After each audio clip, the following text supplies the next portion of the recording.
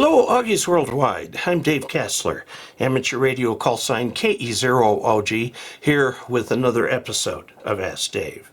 Today we're going to talk about grounding for a question from Dave KO4DLG.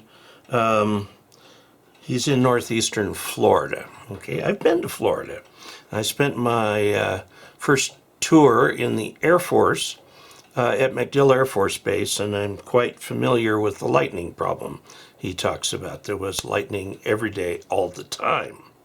And I did survive one hurricane. It was Frederick. We had 18 inches of rain in 11 hours, and that flooded about everything, but we were just barely, I do mean barely, well positioned. The flooding actually came up to the top step on our front porch, so a few inches below the foundation, or below the, well, it was a slab, so it didn't come into the house except a little bit in a converted garage. It's, you gotta like weather to live in Florida. It was quite an interesting place. My wife, then wife, really wanted to stay there, and I actually found a job with Track Microwave so that I could stay there, and but we ended up moving back to California from whence we had come. No, I married here once I was in the Air Force. Oh, that's so long ago. We're talking the late 1970s, so that's 20, 40, 45 years ago. Long time. Okay. This is from Dave Dave KO4DLQ. He says, I enjoyed your station ground video, number 509. Also look at number 8, which is the main grounding video. But I have a question on bonding the RF ground. Now, bonding RF grounds means you've got a ground rod that's your main station ground rod, but there are other ground rods in the house, around the house, at least one, where your utility input is. You need to actually stretch a number 6 wire, preferably bare, not insulated. I would say preferably insulated. I would say preferably stranded between those grounds and connect them with clamp type connectors in order for that to work. Okay. Now he says, I have a question on bonding the RF ground. I'm from Northeast Florida, and lightning is a constant threat. That is absolutely true. My shack is on the west side of the house, and the power and phone hookups are on the east side of the house. Not an uncommon problem. My shack, let's see, I would like to put up a dual band vertical for VHF, UHF, and eventually an end-fed antenna for HF once I pass the general exam. Absolutely. I have concrete around the shack side. Ooh. With no real ability to add more than 1 or 2 vertical rods and no place to bury a bonding wire around it. I do have a small crawl space for a bonding wire. No, you don't want bonding wires in the house. You want to keep lightning out of the house. Okay, no place to bury a bonding rod around it. I do have a small crawl space for a bonding wire, but it would be a 35-foot run to the other side under the house. I'm a bit hesitant to route it this way. I don't blame you. My thought was to put the antenna on the east side and ground it to a new ground rod with a lightning arrestor and then bond it with the power and phone line ground rods. This would leave the shack RF ground unbonded. But I would disconnect the antenna when not in use. Not sure if this is a good solution for not. Any recommendations or thoughts? Thanks for all you do. Enjoys watching the videos. Okay, let's take a look at his situation. He's got a house in Florida. Okay, and there's a, let's get our east and west right. This is north. Okay, so he's over here on the west. And there's concrete out here. And he's got his utility ground over here. T ground over here. Now what he needs to do is somehow bond this over to here. Now I would recommend that your shack ground, this is your shack right here, be right here. How do you do that when there's concrete there? Here's what I would do. Contract with a building guy or go get the tool yourself from Home Depot, but you're going to core a hole through that concrete right here. Not immediately next to the house, because that's going to be an issue with the fact that you have the foundation. Often the foundation footings go kind of like that a little bit.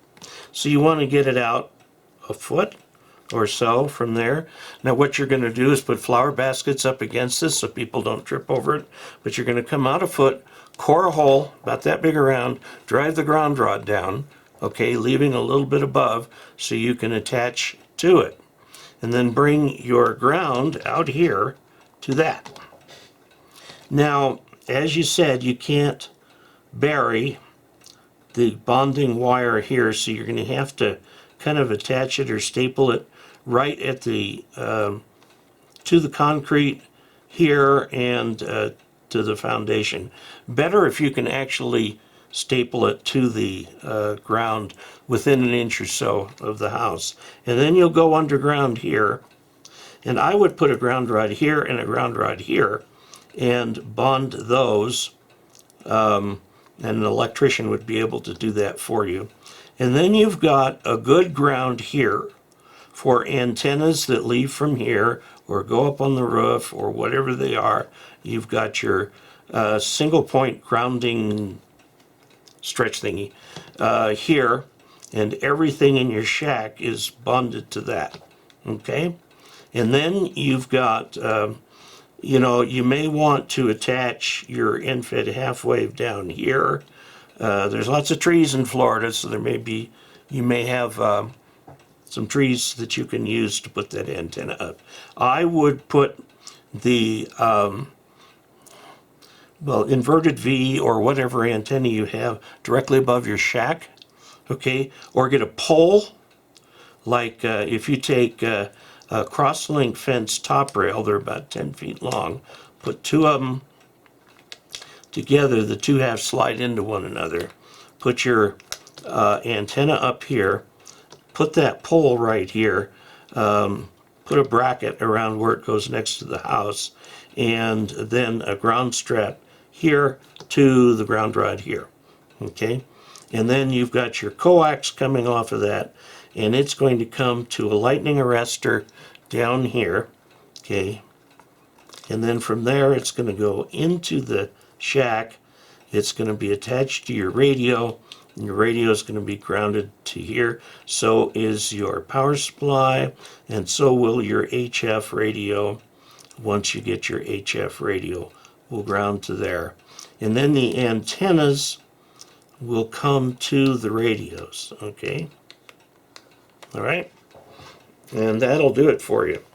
I would really rather see you do this and get a proper ground near your shack than try to string things across, and certainly not in the crawl space. Do not put anything in the crawl space that can cause a fire. You want all that stuff outside and get these buried.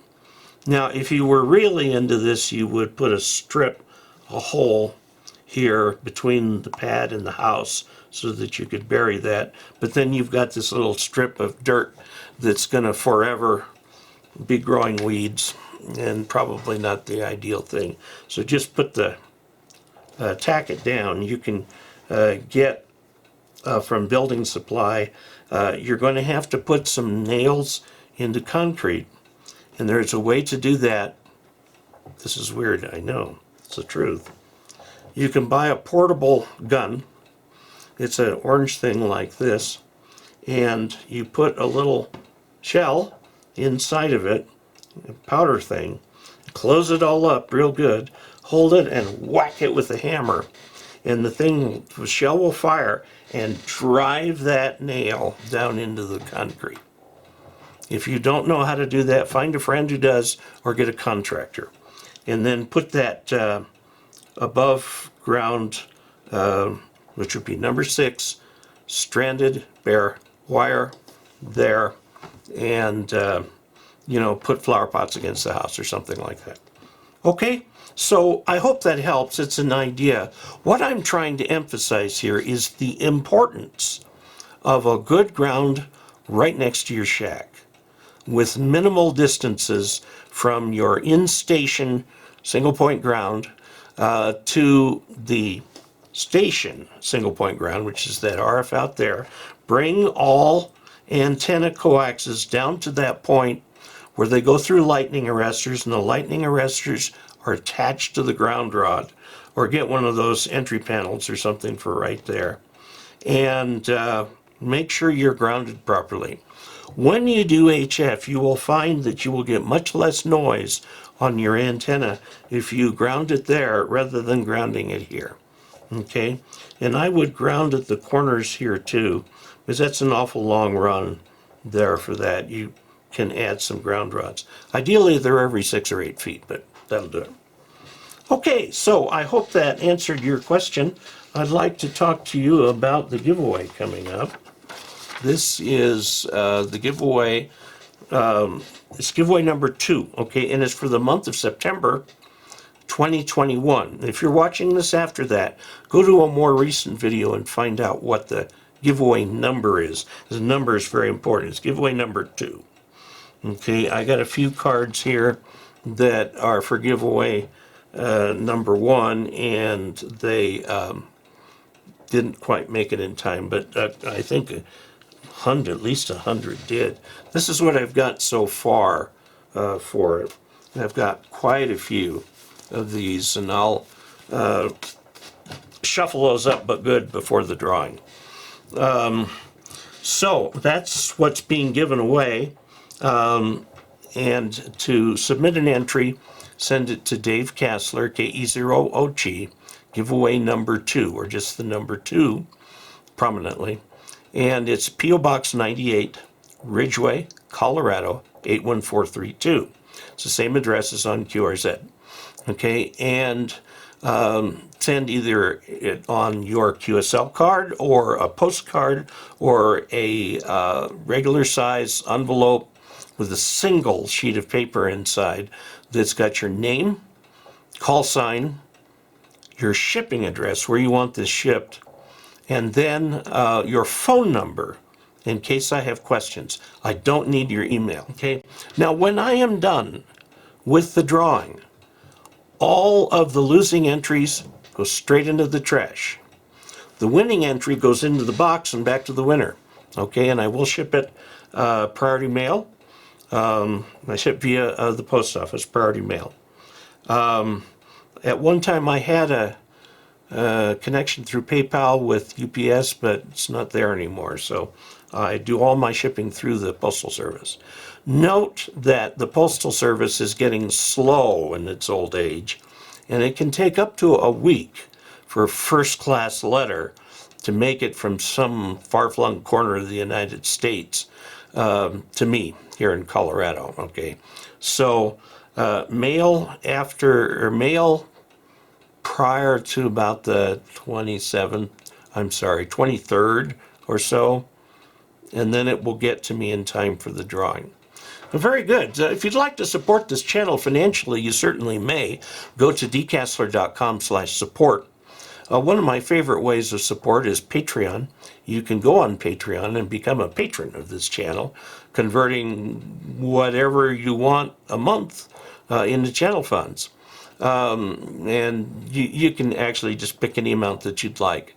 Now, one of the nice benefits of being a patron is that my assistant every week picks one video and puts it up several days early on Patreon. So if you're a patron, you get to watch that video before all the rest of the people who watch it. Please use that benefit too, because it's up there. And I'm almost to 100,000 subscribers, so please subscribe. Please also click like and or dislike, depending on what you like, and comment. And until we next meet, 73.